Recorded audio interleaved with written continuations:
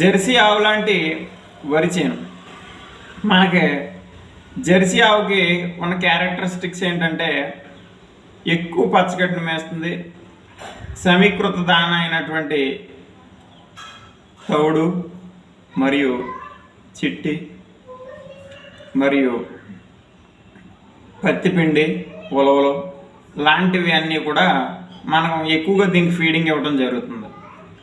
దీన్ని ఆహారంగా తీసుకున్నటువంటి జెర్సీ ఆవు నాటు ఆవుతో పోలిస్తే ఎక్కువ పాలు ఇవ్వడం జరుగుతుంది. సేమ్ అదేవిధంగా మనకి ఉన్నటువంటి వరి వెరైటీల్లో 13, 18 ఖచ్చితంగా ఈ జెర్సీ ఆవును పోలినట్టుగానే విపరీతమైనటువంటి ఆహారాన్ని భూమి నుంచి గ్రహించడానికి చూస్తూ ఉంటుంది.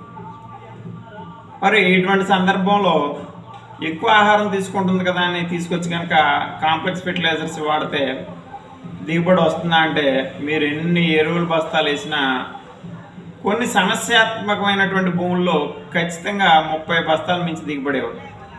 మన రెగ్యులర్గా వాడితే మన రెగ్యులర్ కాంటాక్ట్లో ఉండేటటువంటి ఒక ఫార్మరు ప్రతి సంవత్సరం కూడా సార్వాకి 13, 18 వెరైటీ ఊడిసి ఎకరానికి 46 బస్తాలు దిగుబడి తీయడం జరుగుతుంది.